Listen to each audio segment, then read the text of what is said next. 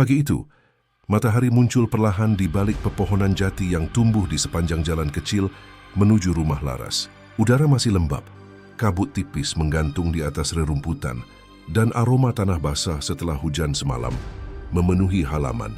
Di teras rumah yang sudah mulai kusam catnya, Laras duduk bersila sambil menulis di buku catatan bergaris. Di tangannya, bolpoin murahan menari perlahan, mencatat baris-baris puisi yang hanya ia pahami sendiri. Senyum ibu cahaya pagiku, walau dunia tak selalu ramah, rumah ini tetap hangat karena kasihmu. Ia tersenyum kecil, membaca ulang tulisannya. Suara mesin jahit terdengar dari dalam rumah, ritmenya cepat dan berirama, menandakan ibunya sedang sibuk dengan pesanan pelanggan. Rumah itu bukan rumah besar, hanya bangunan tua peninggalan kakeknya. Dengan dinding papan yang mulai rapuh dan cat yang mengelupas di beberapa bagian. Tapi bagi Laras, tempat itu lebih dari cukup. Di sanalah ia tumbuh. Di sanalah setiap kenangan tentang ayahnya tersimpan. Ratna, ibunya, adalah sosok perempuan tangguh yang jarang mengeluh sejak suaminya meninggal 3 tahun lalu. Akibat kecelakaan di pabrik, ia bekerja tanpa lelah sebagai penjahit rumahan. Setiap pagi, sebelum matahari naik sepenuhnya, Ratna sudah menyiapkan sarapan dan mulai menjahit sambil menyenandungkan lagu-lagu lama yang dulu sering ia nyanyikan bersama suaminya. Laras selalu bangun lebih awal untuk membantu. Ia menyapu halaman, menjemur cucian, lalu menyiapkan teh untuk ibunya. Rutinitas sederhana itu sudah menjadi bagian dari hidupnya, sesuatu yang ia nikmati diam-diam, Bu. Teh manisnya taruh di meja. Ya, ucap Laras sambil masuk ke ruang tengah. Ratna menoleh sebentar dari mesin jahitnya. Rambutnya yang mulai beruban diikat asal. Wajahnya tampak lelah, tapi masih menyimpan senyum lembut yang membuat Laras selalu merasa aman. Terima kasih nak, kau sudah sarapan. Belum, nanti aja sekalian, Bu. Jangan ditunda. Ibu nggak mau anak gadis ibu pingsan di sekolah cuma gara-gara belum makan. Laras terkekeh pelan. Ia tahu ibunya khawatir, tapi begitulah Ratna. Selalu menyelipkan cinta dalam setiap omelannya. Suasana pagi di rumah itu selalu menenangkan. Dari jendela, terlihat bunga melati yang Laras tanam sendiri di halaman. Setiap sore, ia menyiramnya sambil berbicara pelan, seolah bunga-bunga itu bisa mendengarnya. Bagi Laras, bunga adalah sahabat yang setia, tak banyak bicara, tapi selalu ada di tempat yang sama. Tumbuh dalam diam sejak kecil, Laras memang lebih senang menyendiri. Ia bukan tipe gadis yang ramai atau suka pergi keluar rumah. Teman-teman sekolahnya sering menganggapnya terlalu pendiam, tapi ia tak pernah mempermasalahkan hal itu. Dunia kecilnya, rumah ibunya, dan buku puisinya sudah cukup membuatnya bahagia. Namun, kebahagiaan itu tak sepenuhnya utuh. Ada ruang kosong yang tak bisa ia isi, terutama sejak ayahnya meninggal. Laras masih sering memandangi foto ayahnya yang tergantung di ruang tamu. Tersenyum dengan seragam kerjanya, ia sering berbicara pelan pada foto itu, menceritakan hal-hal kecil seperti nilai ulangannya, bunga yang baru mekar, atau rasa sedih yang datang tanpa sebab. Suatu sore, Ratna duduk di teras bersama Laras sambil menyeruput kopi. Angin sore mengayunkan dedaunan, membawa aroma tanah yang menenangkan. Laras, ujar Ratna perlahan. Ibu mau bicara sesuatu. Laras menatap ibunya sedikit heran. Apa, Bu? Ratna tampak gugup, tapi matanya berusaha tenang. Ibu, akhir-akhir ini sering dibantu sama tetangga sebelah. Pak Surya dia baik, sering bantu benerin atap, ngangkat air, hal-hal yang ibu nggak kuat kerjakan sendiri. Oh, jawab Laras pelan. Iya, ibu pernah cerita. Ratna mengangguk. Dia sering ngajak ngobrol. Orangnya sopan, sabar, dan sepertinya tulus. Ibu lagi coba dekat dengannya. Bukan karena ibu lupa sama ayahmu, tapi karena ibu merasa sendirian itu kadang berat. Laras terdiam cukup lama. Ia tahu ibunya berjuang keras untuk membesarkannya seorang diri. Ia tahu, selama ini Ratna menahan banyak kesepian di balik senyumannya, tapi mendengar kabar itu membuat dadanya sedikit sesak. Bukan karena benci, hanya canggung. Kalau ibu bahagia, Laras ikut bahagia, katanya akhirnya. Mencoba tersenyum, ayah pasti juga mau ibu nggak sendirian. Ratna menggenggam tangan anaknya erat. Terima kasih nak, kau anak baik. Beberapa hari setelah percakapan itu, Laras mulai sering melihat Surya datang ke rumah. Lelaki itu berusia sekitar 40 tahun, berperawakan tinggi, dan berbicara dengan nada lembut yang menenangkan.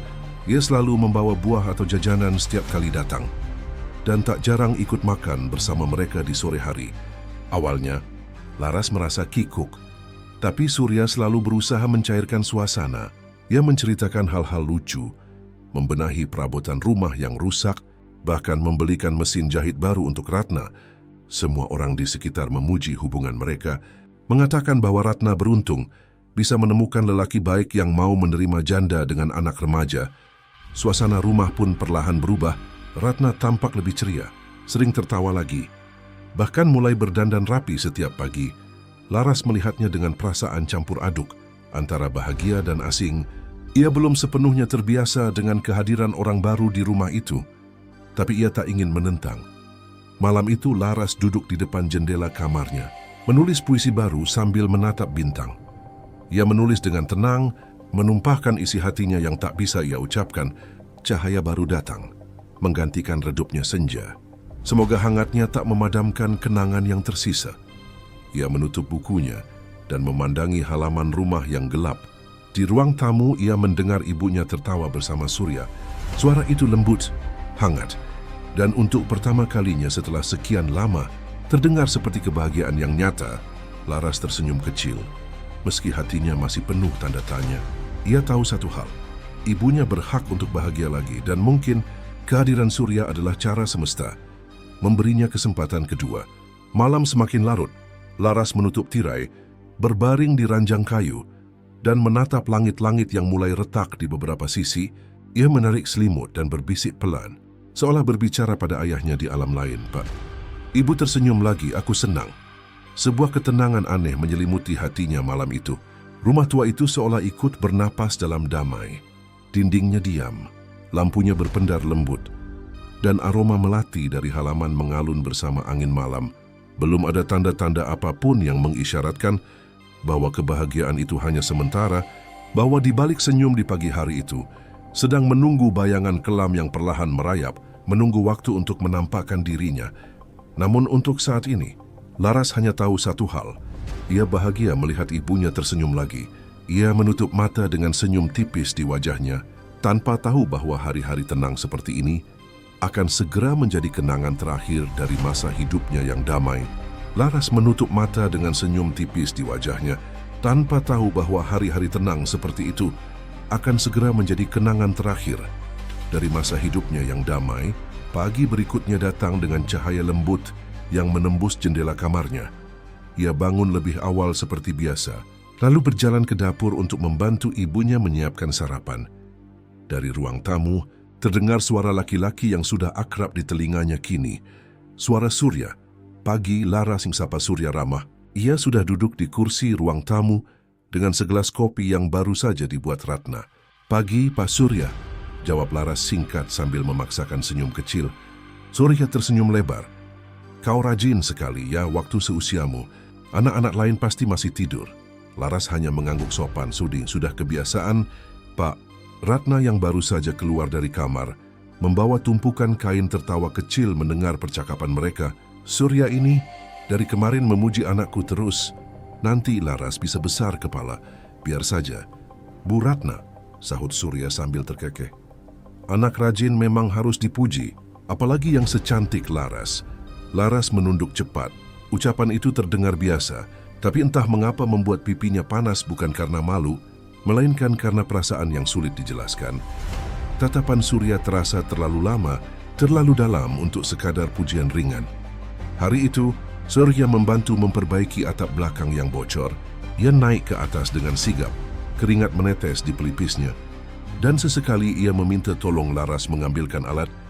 Ratna tampak sangat senang, memuji kebaikan Surya yang mau repot mengurus rumah yang bukan miliknya. "Kalau bukan karena kamu, mungkin rumah ini sudah ambruk." "Surya," kata Ratna sambil tersenyum. "Enggak seberapa, Bu. Selama saya masih bisa bantu, kenapa tidak?" jawab Surya dengan nada rendah hati. Beberapa minggu berjalan.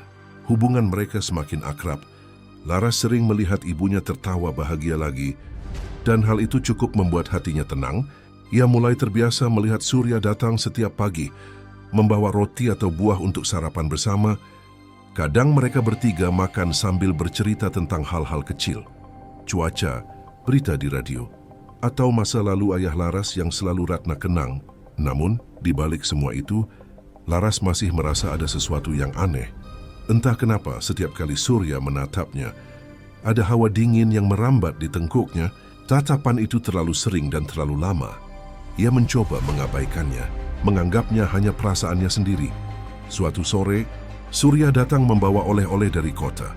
Sehelai selendang hijau muda untuk Ratna dan gantungan kunci berbentuk hati untuk Laras. "Biar semangat sekolahnya tambah banyak," katanya sambil menyerahkan gantungan itu.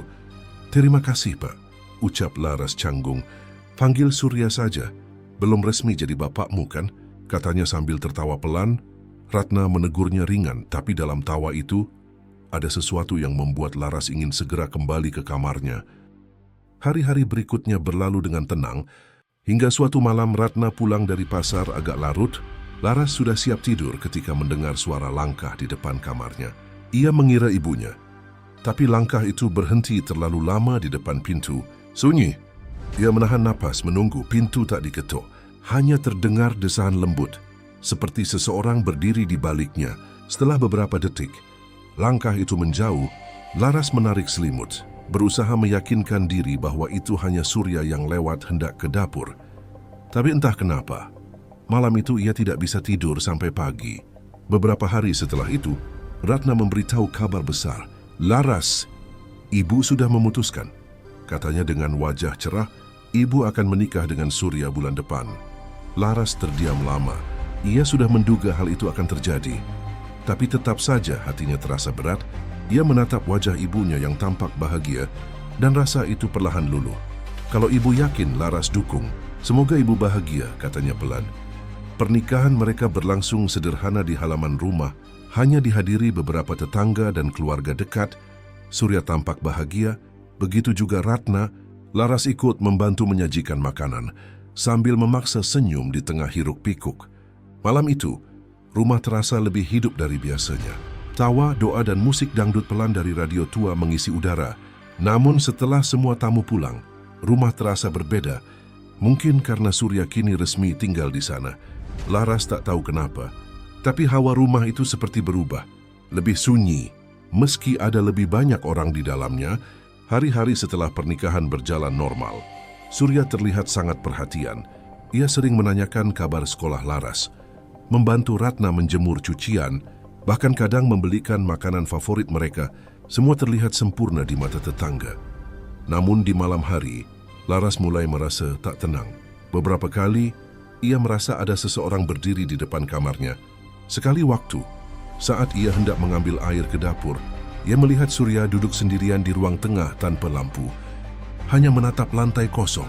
Saat ia memanggil pelan, Surya tersenyum.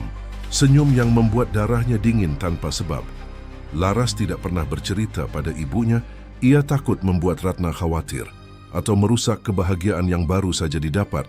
Tapi malam demi malam, perasaan aneh itu semakin sering datang. Surya kadang memandangnya terlalu lama, terlalu dekat, dan suaranya berubah lembut, namun bergetar seperti menyimpan sesuatu. Suatu malam, saat hujan turun deras, Laras terbangun karena suara benda jatuh di dapur.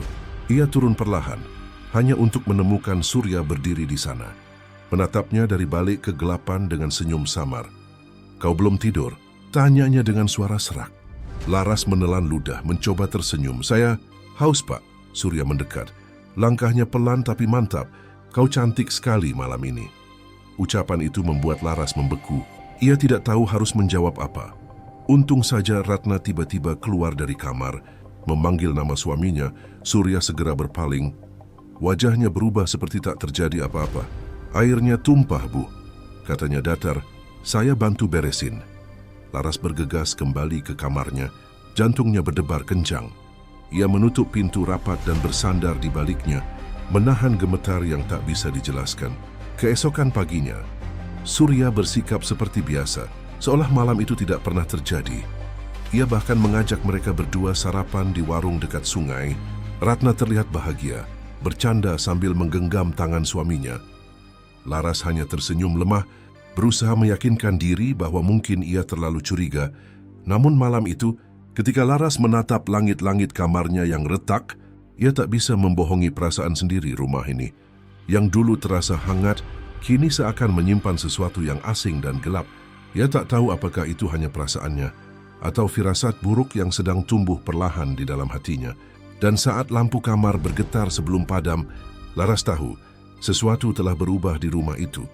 Dan saat lampu kamar bergetar sebelum padam, Laras tahu sesuatu telah berubah di rumah itu. Sejak malam itu, suasana di rumah kecil peninggalan kakeknya terasa berbeda. Bukan karena Surya berbuat sesuatu secara terang-terangan, tetapi karena udara di dalam rumah itu kini seperti menyimpan sesuatu yang menekan, seolah setiap sudutnya berisi rahasia yang menunggu waktu untuk terungkap. Pagi hari berjalan seperti biasa. Ratna sibuk menjahit di ruang tengah, sementara Surya keluar untuk bekerja di bengkel temannya. Namun Laras merasa aneh setiap kali melihat bayangan Surya di pagi hari. Langkahnya berat, caranya menatap seolah menilai setiap gerakan yang ia lakukan. Tapi di depan ibunya, Surya tetap tampak seperti suami ideal. "Pak Surya mau makan dulu nggak?" tanya Ratna suatu pagi sambil melipat kain. "Sudah, Bu. Tadi Laras sudah bikinkan kopi," jawab Surya sambil menatap gadis itu. Tatapan itu terasa lama. Terlalu lama hingga Laras berusaha menghindar pura-pura sibuk mencuci gelas di dapur. Hari demi hari, Surya semakin sering berada di rumah. Katanya pekerjaannya sedang sepi. Jadi ia membantu Ratna mengurus hal-hal kecil.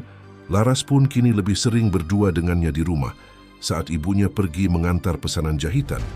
Awalnya tak ada hal mencurigakan, namun pelan-pelan Laras mulai memperhatikan hal-hal kecil yang membuatnya gelisah. Suara langkah yang berhenti tepat di depan kamarnya saat malam tiba, pintu yang terbuka sedikit, padahal ia yakin sudah dikunci, dan tatapan Surya yang muncul tiba-tiba dari balik jendela saat ia menjemur pakaian. Suatu sore, hujan turun deras. Ratna sedang keluar mengantarkan baju ke pelanggan, meninggalkan Laras dan Surya berdua di rumah. Laras duduk di ruang tamu membaca buku, sementara Surya duduk di kursi sebelah, tampak menatap keluar jendela. Tapi sesekali matanya beralih padanya.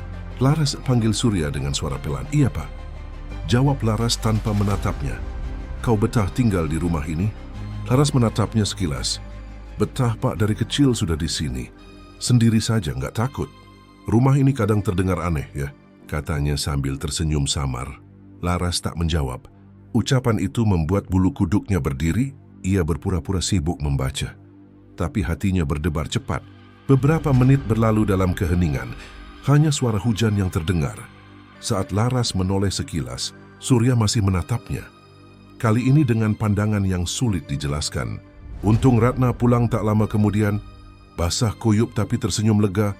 Surya segera bangkit dan membantu membawakan tasnya. Seolah tak terjadi apa-apa, Laras menarik napas panjang, mencoba menenangkan diri. Tapi malam itu, saat ia berbaring, pikirannya terus berputar. Tatapan itu, suara itu, semuanya membuatnya merasa tak aman di rumahnya sendiri. Beberapa hari kemudian, Ratna mendapat pesanan besar dari pelanggan di kota sebelah. Ia harus pergi sejak pagi, dan kemungkinan baru pulang keesokan harinya. Laras menelan ludah saat ibunya mengabarkan hal itu. "Nanti kamu sama Surya di rumah, ya jangan lupa makan. Kalau ada apa-apa, telepon ibu." "Iya, Bu," jawabnya pelan. Ia tak ingin menolak karena takut membuat ibunya curiga. Hari itu terasa berjalan lambat. Surya tampak sibuk di halaman memperbaiki motor, sementara Laras berusaha menghabiskan waktu dengan membersihkan rumah. Menjelang sore, langit berubah kelabu, angin mulai berhembus kencang, dan suara dahan jati bergesekan membuat suasana makin sunyi. Saat malam tiba, listrik padam, rumah gelap gulita. Hanya diterangi cahaya lilin kecil di ruang makan. Laras duduk di kamar, memeluk lutut sambil menatap pintu. Ia mendengar langkah kaki berat mendekat dari arah ruang tamu. Pelan, tapi pasti. Langkah itu berhenti tepat di depan pintunya. "Laras." Suara Surya memanggil lirih. "Iya, Pak." Suaranya bergetar. "Kau nggak apa-apa?" "Gelap sekali ya." "Nggak apa-apa, Pak. Saya mau tidur." Suara di luar diam sejenak. Lalu terdengar langkah menjauh. Tapi sebelum Laras bisa bernapas lega, terdengar lagi suara ketukan pelan, sekali, dua kali. Lalu sunyi. Ia menggenggam ujung selimut. Tubuhnya gemetar. Beberapa detik kemudian, sesuatu terdengar dari lorong. Seperti suara kaki menyeret pelan, diikuti napas berat yang terputus-putus. Laras menutup telinganya, mencoba menenangkan diri, meyakinkan bahwa mungkin itu hanya Surya yang berjalan ke dapur. Tapi hati kecilnya tahu, langkah itu tak terdengar seperti langkah manusia yang normal. Ketika akhirnya ia memberanikan diri membuka pintu, lorong itu kosong, hanya lilin kecil di ruang tamu yang berkelip tertiup angin. Tapi di ujung lorong, di dekat kamar ibunya, Laras melihat sesuatu. Bayangan hitam berdiri diam menghadapnya, tinggi, tidak jelas bentuknya, tapi matanya seperti dua titik merah yang menatap lurus ke arahnya. Laras mundur dengan napas tercekik. Ia menutup pintu cepat-cepat dan menahan tangis. Semalaman ia tak tidur, hanya memeluk bantal sambil berdoa dalam hati agar pagi segera datang. Ketika akhirnya matahari muncul, Surya sudah di dapur, memasak air seolah tak ada yang terjadi. Kau kelihatan pucat, Laras, nggak tidur ya? Laras hanya menggeleng. Ia memperhatikan tangan Surya yang memegang pisau dapur, mengiris sayur dengan gerakan tenang tapi terlalu pelan, seolah setiap goresannya punya makna tersendiri. Hari itu, Laras berangkat ke sekolah dengan kepala berat. Di kelas, pikirannya melayang. Ia menceritakan sedikit pada sahabatnya, Nita, tentang suara langkah di rumahnya. Mungkin rumahmu memang agak tua, Ras. Kadang kayu berderit sendiri, kata Nita menenangkan. Tapi Laras tahu suara itu bukan kayu. Ia tahu ada sesuatu di sana, sesuatu yang menatapnya setiap malam. Saat ia pulang sore itu, Ratna sudah kembali. Laras langsung memeluk ibunya tanpa alasan jelas. Ratna tertawa, mengira anaknya hanya rindu. Surya tersenyum sambil menatap mereka berdua. Lalu berkata, mulai sekarang kita keluarga harus saling percaya. Kata-kata itu terdengar lembut, tapi bagi Laras, terasa seperti peringatan malamnya. Ia berbaring sambil menatap langit-langit kamar. Angin dari jendela membawa aroma lembab yang aneh. Di luar suara jangkrik bersahut-sahutan. Namun di tengah semua itu, ia mendengar lagi suara langkah di lorong. Pelan, sangat pelan, tapi pasti mendekat. Dan kali ini, saat Laras menatap celah pintu, ia melihat sesuatu bergerak di baliknya. Bayangan manusia, tapi tak seperti Surya atau ibunya. Bayangan itu berdiri lama, lalu menghilang begitu saja. Laras menahan napas, matanya panas oleh air mata. Rumah ini bukan lagi tempat yang ia kenal. Ada sesuatu yang berubah, dan entah mengapa, ia merasa perubahan itu dimulai sejak Surya datang ke dalam hidup mereka. Malam demi malam berlalu dengan kegelisahan yang sama.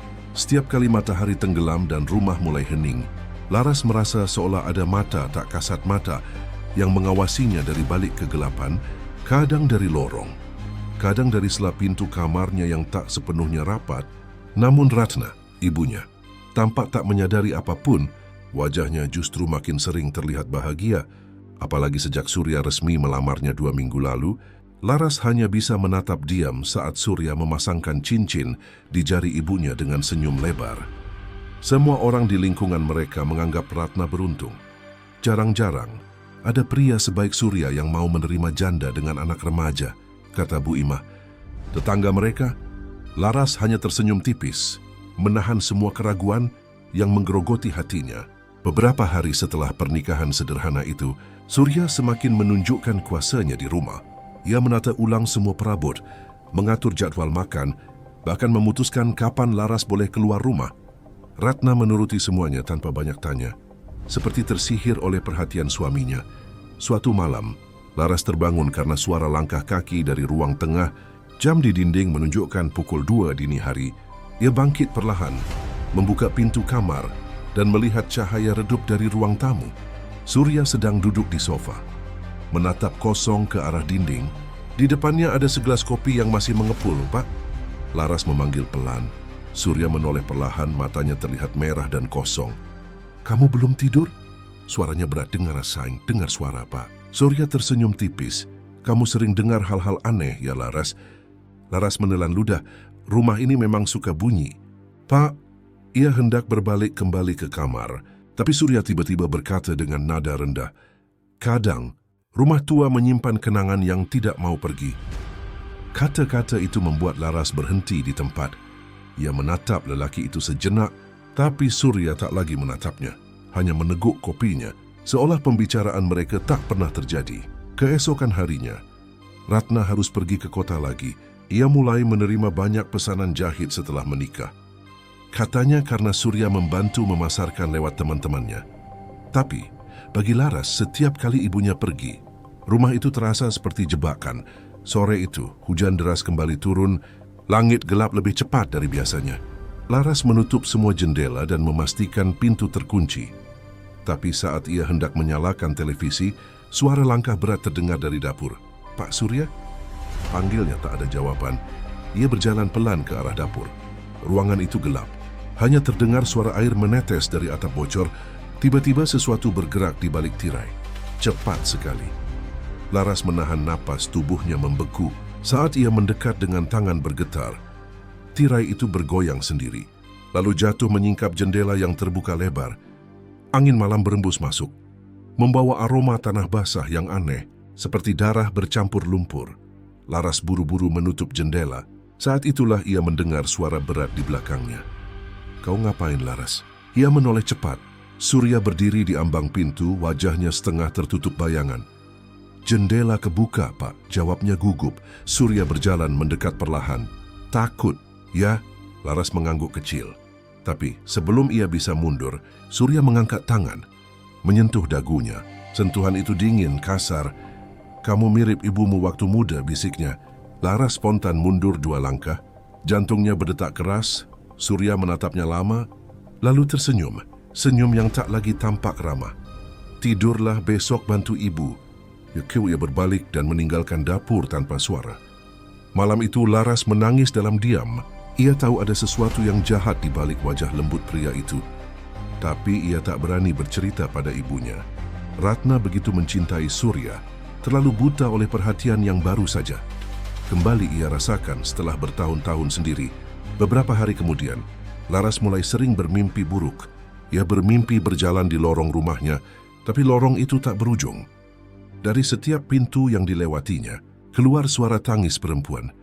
Kadang ia melihat sosok bayangan hitam yang memanggil namanya dari bawah lantai. Dan setiap kali ia terbangun, napasnya terasa berat, tubuhnya dingin, dan ia selalu mendapati jendela kamarnya terbuka sedikit. Suatu malam mimpi itu terasa begitu nyata. Ia mendengar langkah kaki di kamarnya, kemudian suara berat Surya yang memanggil dari dekat telinganya. "Laras!" Ia terbangun, menatap sekeliling, kamar kosong. Tapi di ujung kasur, lantai kayu tampak basah seolah ada yang baru berdiri di sana. Keesokan paginya, Ratna tampak kelelahan. "Ibu tidur enggak nyenyak?" "Tadi malam mimpi aneh," katanya. "Mimpi apa, Bu?" Ratna mengerutkan kening. "Mimpi ada seseorang berdiri di dekat tempat tidur ibu, tapi bukan Surya." Kata-kata itu membuat Laras terdiam. Ia ingin bilang kalau ia juga melihat sesuatu. Tapi Surya dibintarjkat hari-hari berikutnya. Ketegangan di rumah makin terasa. Surya semakin sering marah tanpa alasan, terutama bila Laras pulang terlambat dari sekolah. Kadang ia hanya diam di teras, menatap kebun belakang yang penuh rumput liar, seolah ada sesuatu yang dikubur di sana. Pernah suatu malam, Laras mengintip dari jendela kamarnya dan melihat Surya menggali tanah di belakang rumah dengan sekop besar. Padahal waktu itu sudah lewat tengah malam. Ia ingin memanggil ibunya, tapi Ratna tertidur pulas di kamar. Keesokan paginya, tanah yang digali itu tampak rata kembali. Namun ada noda kecoklatan di sekitar situ. Laras mencoba menanyakan hal itu dengan hati-hati. "Pak, semalam saya lihat Bapak di kebun." Surya menatapnya dengan tatapan dingin. "Jangan suka lihat-lihat hal yang bukan urusanmu." Nada suaranya membuat Laras membeku. Malam berikutnya, hujan turun lebih deras dari sebelumnya. Petir menyambar bertubi-tubi. Dan listrik padam. Laras duduk di tempat tidurnya, memeluk bantal, menunggu ibunya yang belum pulang dari rumah pelanggan. Tiba-tiba, pintu kamarnya berderit terbuka. "Bu!" Panggilnya tak ada jawaban. Dari celah pintu, muncul bayangan seorang pria, tubuhnya besar, rambutnya acak-acakan, dan di tangannya tergenggam sesuatu yang panjang. Sekop. Laras menjerit dan berlari keluar kamar. Ia menuruni tangga, tapi lantai licin membuatnya terjatuh. Surya berdiri di atas, menatapnya tanpa ekspresi. "Kenapa kamu takut, Laras?" Tanyanya pelan, suaranya dingin. "Bapak cuma mau ngobrol." Laras berusaha bangkit, berlari ke arah pintu depan. Terkunci, ia menoleh ke arah jendela. Tapi Surya sudah menuruni tangga perlahan, menyeret sekop yang menimbulkan suara mengerikan. Laras, panggilnya lagi. Gadis itu menjerit, membuka pintu dapur dan berlari ke halaman belakang. Hujan mengguyur tubuhnya. Ia terus berlari tanpa arah, sampai akhirnya tersandung dan jatuh di tanah becek. Ketika menoleh, Surya sudah berdiri di belakangnya. "Bapak nggak suka kamu ngintip Bapak, Laras," ucapnya datar. "Ada hal-hal di rumah ini yang sebaiknya kamu nggak tahu." Laras memundurkan diri sambil menangis, tapi langkah Surya terus maju. Napasnya berat, wajahnya menegang di bawah cahaya petir.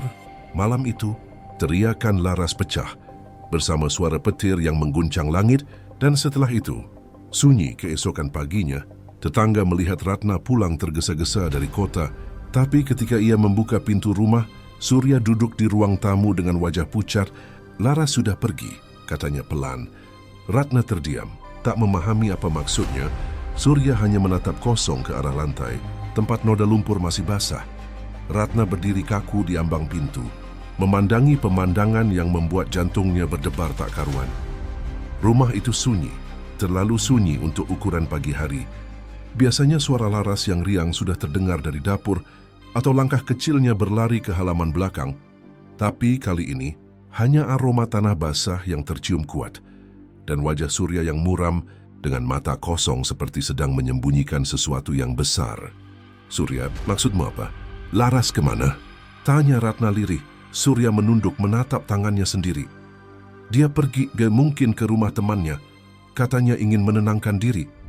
"Menenangkan diri? Kenapa nggak bilang ke ibu dulu?" Suara Ratna mulai bergetar. Dia gadis yang mulai tumbuh besar. Ratna, kadang anak seumuran itu, butuh waktu sendiri.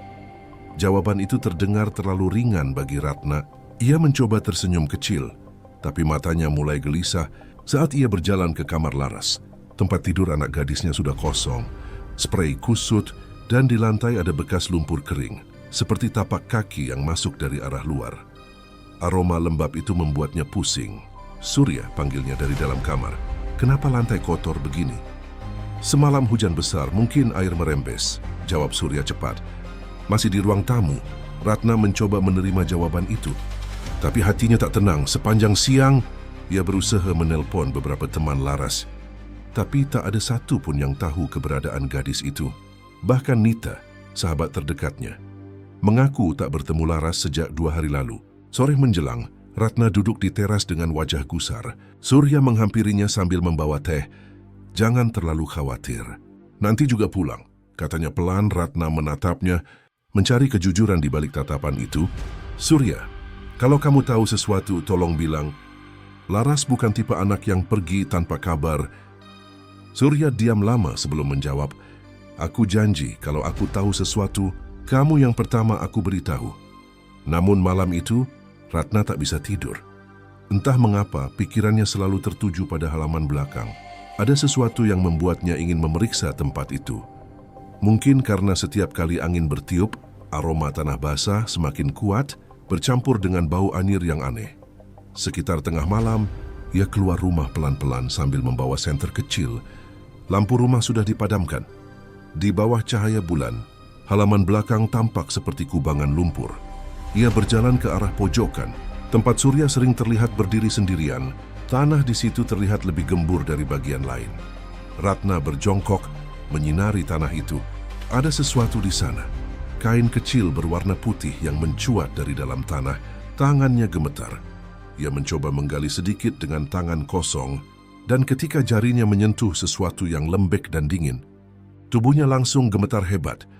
Kain itu ternyata bukan kain, melainkan potongan baju. Baju yang dikenakan Laras malam terakhir ia lihat. "Ya Tuhan," bisiknya lirih. Ia mundur perlahan, tapi suara langkah di belakangnya membuatnya berhenti. Sinar senter menyorot kaki seseorang. Surya, lelaki itu berdiri di sana dengan wajah dingin. Tatapan kosongnya kini berubah menjadi sesuatu yang mengerikan. "Kamu nggak seharusnya keluar malam-malam." "Ratna," katanya pelan. Ratna bergetar.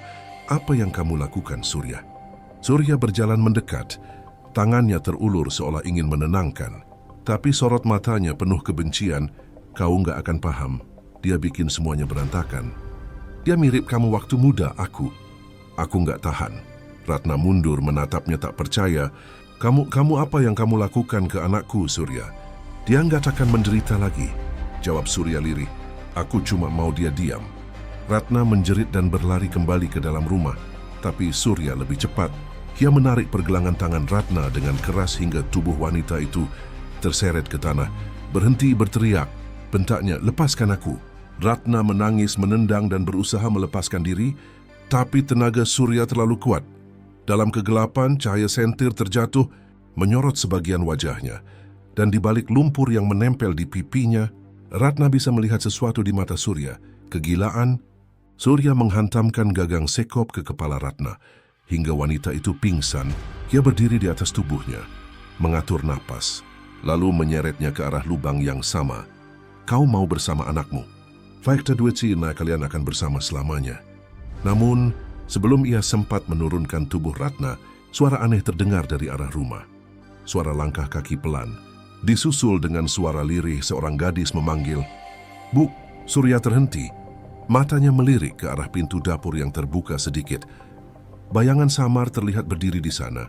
Rambutnya panjang, tubuhnya pucat, dan dari mulutnya meneteskan air kental berwarna hitam. "Laras?" Suaranya serak. "Laras, kamu." Sosok itu melangkah keluar perlahan. Setiap langkahnya meninggalkan jejak lumpur basah di tanah. Di bawah cahaya senter yang terjatuh, wajahnya tampak jelas, pucat, penuh tanah, dan di lehernya ada bekas lebam panjang, seperti bekas cekikan. Matanya kosong, tapi senyumnya perlahan terbentuk, kaku dan menyeramkan. "Bapak kangen ya?" Suaranya datar, dingin. Surya mundur satu langkah, tubuhnya gemetar. "Kamu bukan Laras. Kenapa Bapak kubur aku di sini?" Tanya sosok itu dengan suara parau. Tangannya menunjuk ke tanah di dekat kakinya sendiri. "Sakit, Pak. Dingin, aku takut di dalam gelap." Surya menjerit dan mundur semakin jauh. Tapi sosok Laras terus berjalan mendekat. Matanya menatap lurus. Udara di sekitar menjadi dingin, angin berputar kencang, dan senter yang tergeletak tiba-tiba padam. Dalam kegelapan, hanya terdengar suara napas terengah dan langkah kaki berat yang semakin dekat. Jangan dekati aku," teriak Surya. Namun suara lirih itu kembali terdengar di telinganya, sangat dekat. "Kenapa Bapak bunuh aku, Pak?" Tiba-tiba, seolah bumi ikut murka, Surya tersandung dan jatuh tepat di atas tanah gembur tempat jasad Laras terkubur. Dari dalam tanah itu muncul tangan pucat penuh tanah yang mencengkeram pergelangan kakinya. Ia menjerit histeris, berusaha melepaskan diri. Tapi cengkeraman itu semakin kuat. Lalu dari dalam tanah muncul kepala Laras, membusuk, tapi matanya menatap hidup. "Sekarang gantian aku yang ngubur Bapak," bisiknya pelan. Surya berteriak menggeliat, tapi tangan-tangan lain muncul dari dalam tanah. Dingin, lembab, menyeret tubuhnya ke bawah. Ratna yang baru sadar hanya bisa menatap dengan mata membelalak saat tubuh Surya perlahan ditelan bumi. Suaranya menghilang bersama tanah yang kembali tenang. Ratna merangkak menjauh, menatap lubang itu dengan air mata bercucuran. Di antara tangisan dan ketakutan, ia melihat sosok Laras yang kini berdiri menatapnya. Tapi wajah itu bukan lagi wajah anak manusia. Itu wajah arwah yang terjebak di antara dendam dan kesedihan. "Maafin Ibu, Nak." Ratna terisak. "Ibu nggak tahu." Sosok Laras menatapnya lama, lalu perlahan tersenyum samar sebelum menghilang bersama embusan angin malam. Ratna terjatuh di tanah, tubuhnya lemas. Ia menatap tanah gembur di depan rumahnya, tempat di mana putrinya pernah terkubur, dan di mana suaminya kini ikut tertelan. Dan malam itu untuk pertama kalinya, rumah tua itu benar-benar sunyi. Tapi di antara keheningan, suara lembut seperti bisikan masih terdengar dari dalam tanah. "Bu, jangan tinggalin aku lagi." Tangisan Ratna menggema di ruang tamu malam itu. Ia terisak di sudut, memeluk guling dengan mata sembab, sementara Surya hanya duduk di kursi rotan, menatap kosong ke arah televisi yang menyala tanpa suara. Sudah sebulan berlalu sejak kepergian Laras. Polisi mengatakan gadis itu mungkin melarikan diri atau terjatuh ke sungai yang melintasi desa. Tak ada bukti kuat. Hanya sandal Laras yang ditemukan di tepi air. Dan itu saja yang tersisa. Namun, malam demi malam, Ratna selalu bermimpi buruk tentang Laras yang berdiri di pintu kamar dengan wajah pucat dan pakaian berlumpur, menatapnya tanpa kata. "Bu, sakit, Bu." Bisik dalam mimpi itu selalu sama. Awalnya Ratna menganggapnya hanya bentuk rasa kehilangan, tapi kemudian Mulai terjadi hal-hal yang tak bisa dijelaskan. Bunga-bunga yang dulu dirawat Laras di halaman belakang tiba-tiba layu dalam semalam, seolah tak disiram berhari-hari. Padahal Ratna sendiri yang menatanya setiap pagi. Bau anyir seperti daging busuk kadang muncul dari bawah lantai ruang tengah, tepat di bawah kursi yang dulu sering diduduki Laras sambil menulis puisi. "Surya, kamu mencium bau itu?" tanya Ratna suatu malam, menutup hidungnya dengan sapu tangan. Surya melirik sekilas. Malas menjawab, mungkin tikus mati. Aku besok panggil tukang gali, suruh cari sumbernya." Tapi Surya tak pernah memanggil siapapun. Ia hanya menyingkirkan perabot yang ada di atas titik bau itu, menaburkan bubuk kapur barus, lalu menutupinya dengan karpet baru. Akhirnya, semakin ia berusaha menutupi, bau itu malah makin menusuk. Suatu malam Ratna tak bisa tidur. Ia duduk di ruang tamu sambil menatap lantai. Bau itu lagi-lagi muncul, kali ini lebih kuat, bercampur aroma tanah basah. Lampu gantung di atas kepala berayun pelan. Padahal tak ada angin. Saat Ratna menunduk, ia melihat sesuatu di bawah karpet, seperti gelembung kecil yang timbul di lantai kayu. Ia memanggil Surya dengan suara gemetar. "Ya, ini lantai kok lembek ya." Surya yang sedang merokok di dapur tampak terganggu. "Sudah kubilang jangan sentuh apa-apa. Itu nanti ku perbaiki sendiri." Nada suaranya tajam, membuat Ratna diam. Tapi di balik tatapan dingin Surya, ada sesuatu yang berbeda. Matanya gelisah, tangan kanannya gemetar sedikit. Keesokan paginya, Surya keluar lebih pagi dari biasanya. Ia membawa cangkul kecil dan karung bekas pupuk. Ratna memperhatikannya dari jendela, heran karena Surya menggali sesuatu di belakang rumah, dekat kebun bunga Laras yang dulu. Saat Ratna hendak keluar untuk menegur, Surya cepat-cepat menutupi lubang itu lagi dan menatapnya tajam. "Jangan ikut campur urusanku," katanya datar. Ratna menelan ludah. Ada hawa menakutkan dari suaminya. Yang dulu ramah itu malamnya, ia terbangun oleh suara langkah kaki dari ruang tengah. Langkah itu pelan, berat, dan berhenti tepat di depan kamarnya. Ratna memegangi dadanya, mencoba menenangkan diri, tapi kemudian terdengar suara lain, seperti air menetes dari sesuatu. Tik, tik, tik. Ia menyalakan lampu senter ponselnya, mengarah ke celah pintu yang sedikit terbuka. Di sana, di balik kegelapan, tampak bayangan sepasang kaki tanpa alas. Kulitnya pucat kotor dan meneteskan lumpur. Ratna menjerit, tapi saat pintu dibuka, tak ada siapa pun di luar. Hanya aroma tanah basah dan hawa dingin yang menyengat. Ia mematung, gemetar hebat di ujung lorong. Samar-samar terdengar suara lirih. Suara gadis kecil yang dulu sering memanggilnya sebelum tidur. "Bu, sakit bu." Ratna jatuh terduduk, menangis sejadi-jadinya. Ia sadar itu suara Laras keesokan harinya. Ratna memberanikan diri membuka karpet di ruang tengah. Lantai kayu yang ditutupi Surya ternyata lembek dan retak. Dengan obeng kecil, ia mencongkel salah satu papan dan langsung terhuyung mundur. Aroma busuk yang selama ini ia cium menyeruak tajam, membuatnya hampir muntah. Tapi sesuatu yang dilihatnya membuat darahnya berhenti mengalir. Ada rambut panjang yang membusuk sebagian, terjepit di sela papan lantai, dan serpihan kain seragam putih abu-abu. Ratna menjerit histeris, menarik papan demi papan hingga lantai terbuka lebih lebar. Di bawah sana tanah sudah berwarna hitam pekat dan bagian tubuh manusia tampak terkubur setengah. Ia tahu, tanpa perlu berpikir panjang siapa yang ada di bawah sana. Laras Ratna pingsan di tempat. Saat ia siuman, Surya sudah berdiri di hadapannya dengan tatapan gelap. "Kamu ngapain buka lantai itu?" Suaranya berat dan mengancam. Ratna mundur sambil menangis. Kamu yang bunuh dia ya?" Surya tak menjawab. Ia hanya menatap Ratna seperti binatang yang terpojok. Dia terlalu banyak tahu. "Sekarang kamu juga tahu." Ratna berlari ke pintu. Tapi Surya lebih cepat. Ia menarik rambut Ratna, menyeretnya ke tengah ruangan. Tangis Ratna bercampur jeritan. Tapi Surya menutup mulutnya dengan tangan kasar. "Diam!" Bentaknya dalam pergulatan itu. Ratna melihat lagi ke arah lubang tempat Laras terkubur. Matanya berair. Tapi di antara tanah gelap itu, seolah tampak sesuatu yang bergerak. Sebuah tangan pucat muncul perlahan dari tanah, diikuti bau busuk yang lebih tajam. Surya yang hendak menekan kepala Ratna tiba-tiba berhenti. Matanya membelalak. Dari tanah itu, Laras muncul. Tubuhnya kaku, wajahnya membusuk. dan mata hitamnya menatap tajam ke arah Surya. "Ayah," suaranya lirih tapi menggema di seluruh rumah. "Sakit, Ayah." Surya menjerit ketakutan dan mundur terbanting. Ratna hanya bisa menatap tak percaya sambil merayap ke dinding. Laras menatap mereka bergantian, lalu kepalanya menunduk, tanah di bawahnya bergetar, dan udara menjadi dingin luar biasa. Lampu-lampu padam, meninggalkan ruangan dalam gelap total. Dalam kegelapan itu, hanya satu hal yang terdengar. Suara Surya menjerit minta ampun sebelum berubah menjadi pekikan panjang penuh ngeri. Malam itu, rumah Laras kembali sunyi. Bau busuk masih menggantung di udara. Tapi tak ada lagi suara dari dalam, hanya bisikan angin yang seolah membawa pesan dari bawah tanah. Keadilan belum selesai, arwah Laras baru saja bangkit. Dan ia belum memaafkan. Malam itu rumah tua peninggalan kakek Laras diselimuti kabut tebal. Udara di dalam rumah seperti membeku. Dingin menusuk hingga ke tulang. Ratna masih terduduk di lantai. Tubuhnya gemetar hebat.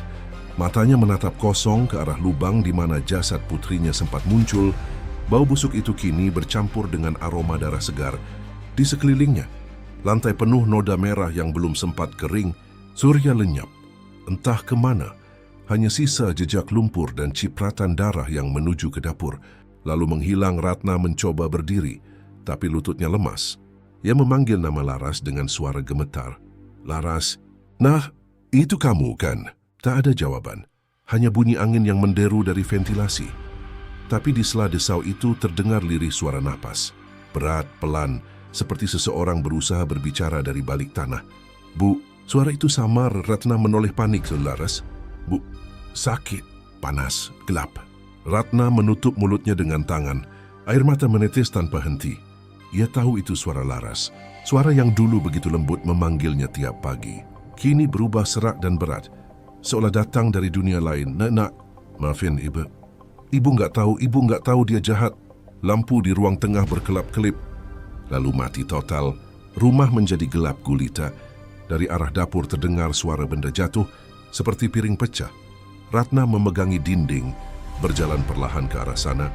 Setiap langkahnya menimbulkan suara berderak di lantai kayu, seakan rumah itu ikut menjerit.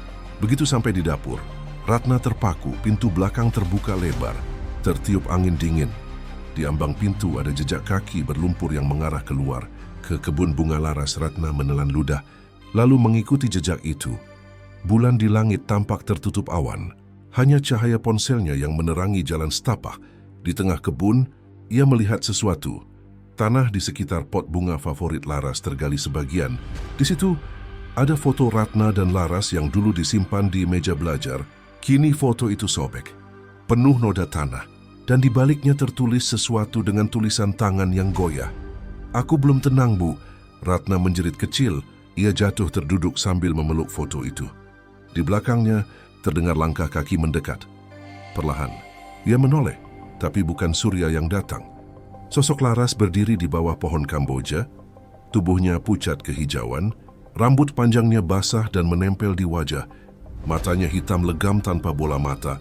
Dari sudut bibirnya mengalir darah kental yang mengering di leher. "Laras." Ratna bergetar. "Nak, kamu kenapa?" Laras tidak menjawab. Ia hanya menatap ibunya dengan tatapan sedih bercampur amarah. Suaranya kemudian keluar seperti bisikan dari jurang maut.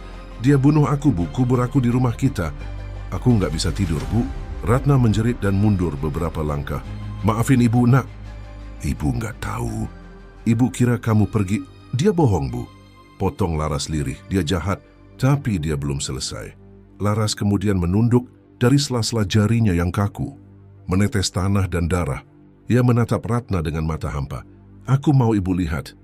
Biar Ibu tahu rasanya ditinggal dalam gelap." Tubuhnya lalu lenyap perlahan, seperti diserap oleh tanah, hanya menyisakan aroma busuk dan hawa dingin yang membuat Ratna hampir pingsan. Ratna berlari kembali ke rumah dengan langkah terseret. Ia menutup semua pintu dan menyalakan lilin.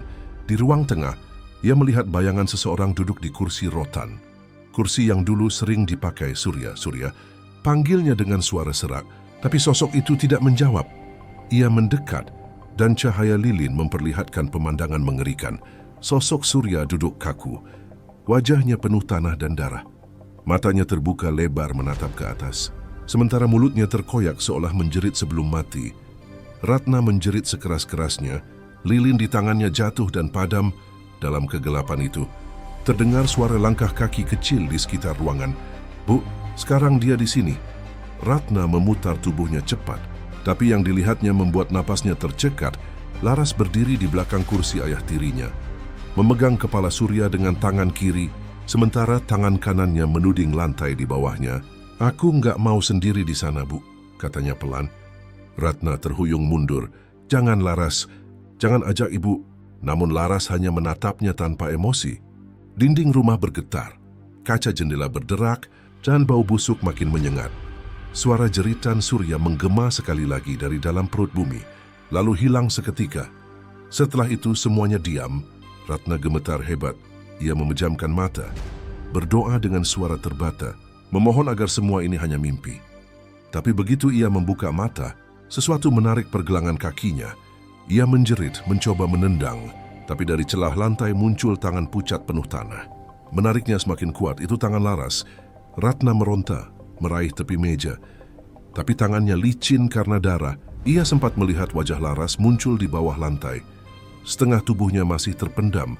Senyumnya aneh, senyum putus asa sekaligus lega. "Ibu, ikut aku ya." Ratna berteriak sekuat tenaga, tapi tak ada yang datang menolong. Suaranya lenyap di telan rumah tua itu, sama seperti jeritan Laras sebulan yang lalu.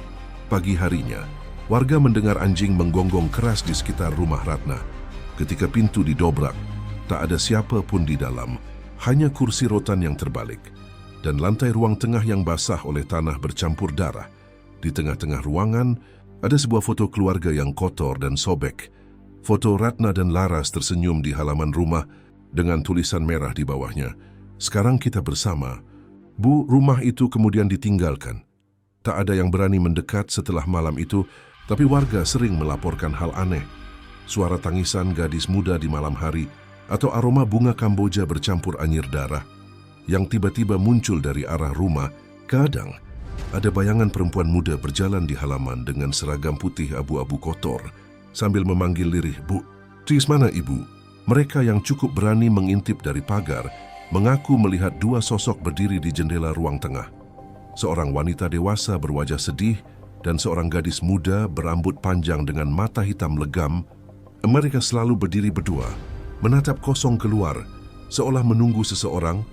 Namun satu hal yang pasti, setiap kali angin malam berhembus lewat rumah itu, selalu terdengar bisikan lirih dari bawah lantai. Suara dua orang yang kini tak bisa dipisahkan lagi. Begitulah desas-desus yang beredar di antara warga. Setiap malam, rumah tua di ujung jalan itu mengeluarkan suara lirih, kadang tangisan, kadang tawa pelan, seolah dua arwah sedang bercakap di dalamnya.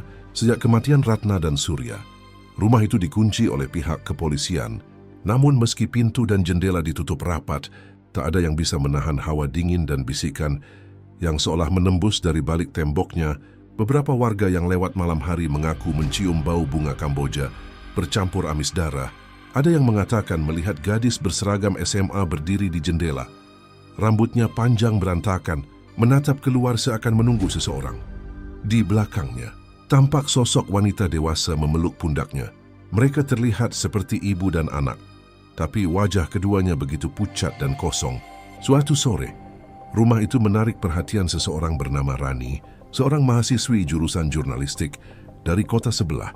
Ia datang ke kampung itu karena tertarik menulis artikel tentang rumah berhantu paling menyeramkan di Jawa Timur. Dalam risetnya, ia menemukan kisah tentang gadis bernama Laras dan kematiannya yang misterius. Rani mendengar kabar bahwa jasad Laras ditemukan terkubur di bawah lantai rumah oleh ibunya sendiri, Ratna. Sebelum keduanya menghilang, namun polisi tak pernah menemukan bukti kuat soal siapa pembunuh sebenarnya, karena Surya di sang ayah tiri juga ditemukan tewas mengenaskan di rumah itu. "Tempat ini masih sering ada yang dengar tangisan, Mbak," kata Pak Warto, penjaga warung di depan gang menuju rumah tua itu. "Kalau mau nulis, nulis aja siang, jangan malam-malam." Rani tersenyum sopan, "Saya cuma mau ambil beberapa foto, Pak, buat liputan kampus." "Sudah banyak yang bilang begitu," saut Pak Warto, menatapnya dengan mata waspada. "Tapi enggak semua pulang dengan selamat." Rani hanya tertawa kecil untuk menutupi rasa tegang. Dalam hati, ia memang merasa aneh sejak pertama kali menjejakkan kaki di desa itu. Udara di sana terasa berat, dan meski matahari bersinar, langit di atas rumah Laras tampak lebih gelap dibanding sekitar. Setelah berpamitan dengan Pak Warto, ia berjalan pelan menyusuri jalan setapak menuju rumah itu.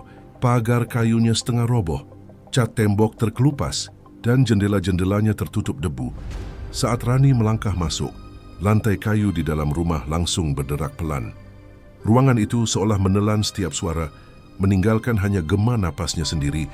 Ia mengambil kamera dari tasnya, menyalakan flash, dan mulai mengambil gambar ruang tamu. Di dinding masih tergantung beberapa bingkai foto lama. Salah satunya foto Ratna dan Laras dengan senyum cerah. Tapi foto itu kini pudar, ada bekas sidik jari berdebu di permukaannya. Kasihan ya, gumam Rani pelan. Menyeka bingkai itu dengan tangan. Cantik banget kamu, Laras. Tiba-tiba, lampu kilat dari kameranya menyala tanpa ia tekan. Cahaya itu memantul di kaca foto. Dan dalam pantulan itu, Rani sempat melihat sosok gadis berambut panjang berdiri di belakangnya. Ia terlonjak, menoleh cepat, tapi tak ada siapapun. Hanya kursi rotan kosong di pojok ruangan dan karpet lama yang sudah sobek. Jantungnya berdegup kencang. Aduh, mungkin bayangan sendiri. Pikirnya mencoba menenangkan diri. Namun semakin lama di dalam rumah itu, udara terasa makin dingin dan pengap. Ada aroma tanah basah samar yang makin lama makin kuat. Rani berjalan ke arah ruang tengah, tepat di mana lantai tampak sedikit berbeda. Papan kayunya baru dan tidak sewarna dengan sekelilingnya. Ia berjongkok, mengetuk-ngetuk pelan, lalu terdengar suara hampa di bawahnya. Seperti ada ruang kosong, bisiknya tanpa sadar. Yatmin Zekri kamera dan saya mengambil satu foto. Tapi ketika melihat hasilnya di layar, Rani menelan ludah di foto itu.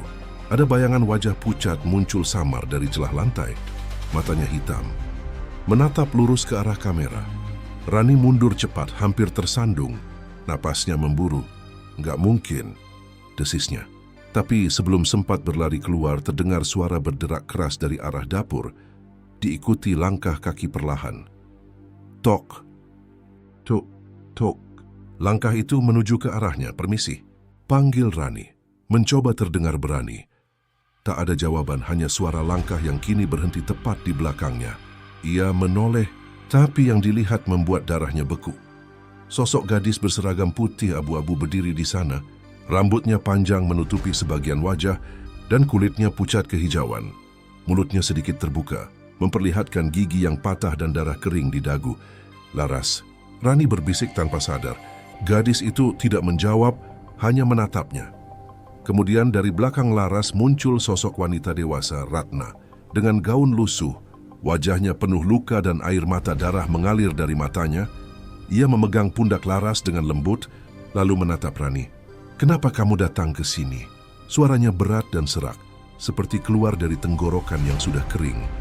Rani gemetar hebat. Saya cuma mau menulis, Bu. Tentang kisah kalian. Ratna mendekat. Kisah kami belum selesai.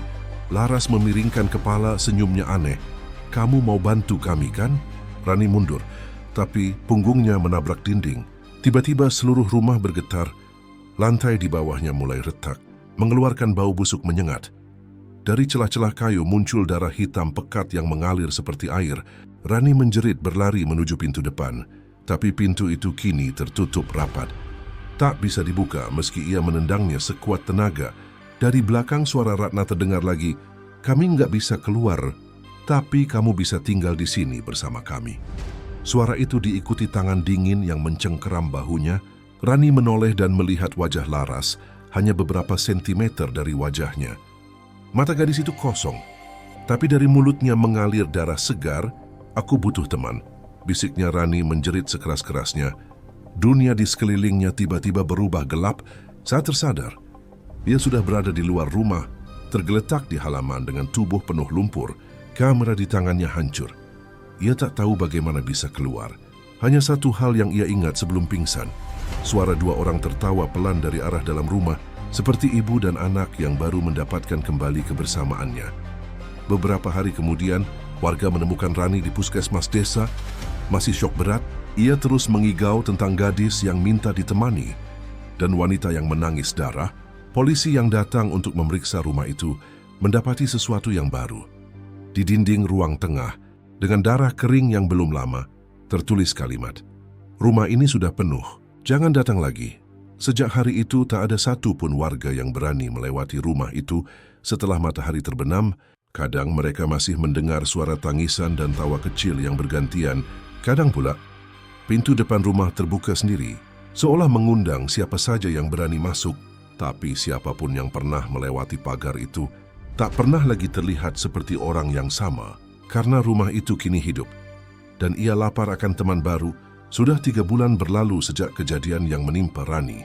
Mahasiswi yang ditemukan tak sadarkan diri di halaman rumah tua itu. Namun meski waktu terus berjalan, bayangan kelam tentang rumah di ujung gang itu tak pernah pudar. Warga yang tinggal di sekitar bahkan mulai pindah satu persatu. Mereka bilang malam-malam di sana sudah tidak wajar. Ada suara orang berbisik di antara tiupan angin, tangisan lirih yang terdengar dari bawah tanah, dan cahaya samar yang sering tampak di jendela rumah itu. Desa itu kini hampir sepi. Hanya tinggal beberapa rumah yang masih berpenghuni, termasuk rumah kecil milik Pak Warto.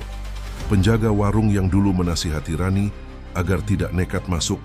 Setiap malam, lelaki tua itu menutup warung lebih awal.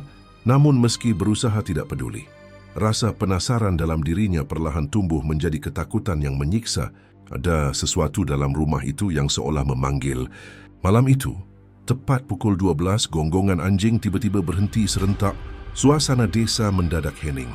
Terlalu hening, Pak Warto yang terbangun karena suara ranting patah di luar, mencoba mengintip lewat jendela. Matanya langsung membulat. Di kejauhan di depan rumah Laras, ada cahaya redup seperti lentera. Tapi bukan cahaya biasa. Cahayanya berwarna kemerahan, menari-nari lembut seperti bara api di udara. Dan di bawah cahaya itu, tampak 2 sosok berdiri berdampingan. Seorang wanita dewasa bergaun lusuh dan seorang gadis muda berseragam SMA. Mereka tidak bergerak, hanya berdiri menatap ke arah warung Pak Warto. "Ya Allah," bisik Warto, tubuhnya gemetar. Ia segera menutup tirai, berjongkok di lantai sambil merapal doa. Tapi baru beberapa detik, terdengar suara lembut di luar jendelanya, seperti suara perempuan memanggil dari jauh, "Pak, tolong bukain pintu." Suara itu lirih, tapi jelas berasal dari luar. Pak Warto terdiam. "Siapa itu?" Tanyanya ragu, tak ada jawaban. Hanya ada suara ketukan pelan di daun pintu. "Tok, tok, tok. Pak, tolong." "Saya Rani." Nama itu membuat darahnya berhenti mengalir. Rani. Bukankah gadis itu sudah dibawa ke rumah sakit di kota setelah ditemukan pingsan? Ia bahkan mendengar kabar bahwa Rani kini dirawat di ruang psikiatri karena terus berteriak tentang arwah dan darah, tapi suara di luar terdengar begitu nyata. Dengan langkah gemetar, Pak Warto berjalan mendekati pintu. "Rani, itu kamu beneran?" Tanyanya menempelkan telinga ke kayu pintu. "Bener, Pak. Tolong bukain, saya takut." Suaranya bergetar, penuh sedih. Tapi ada sesuatu yang aneh. Tidak terdengar napas, tidak terdengar langkah. Hanya suara Pak Warto menelan ludah. Tangannya ragu di pegangan pintu. Akhirnya, dengan gemetar ia membuka sedikit celah. Angin dingin langsung menyusup masuk, membuat bulu kuduknya berdiri. Tapi tak ada siapa pun di luar. Hanya halaman gelap dan kabut tipis yang menggantung di udara. "Rani." Panggilnya lagi. Tak ada jawaban. Tiba-tiba pintu di tangannya menutup keras dari luar. Prak! Pak Warto tersentak mundur. Di balik pintu, terdengar suara tawa kecil, lalu suara langkah kaki menjauh, tapi langkah itu tak seperti manusia. Lebih seperti sesuatu yang menyeret-nyeret. Keesokan paginya, warga menemukan warung Pak Warto dalam keadaan terbuka. Lelaki tua itu duduk di kursi dengan tatapan kosong, matanya terbuka lebar menatap ke arah jalan menuju rumah Laras. Di tangannya tergenggam selembar foto lama, foto Ratna dan Laras yang entah bagaimana bisa sampai di sana, tapi kali ini di foto itu ada tambahan wajah ketiga di belakang mereka. Wajah Pak Warto sendiri pucat, dengan mata hitam legam. Sejak malam itu, rumah tua itu kembali jadi buah bibir. Polisi sempat datang, tapi tak menemukan apapun. Selain jejak kaki berlumpur di halaman, mereka menutup rumah itu dengan papan kayu dan tulisan besar, "Dilarang masuk, berbahaya."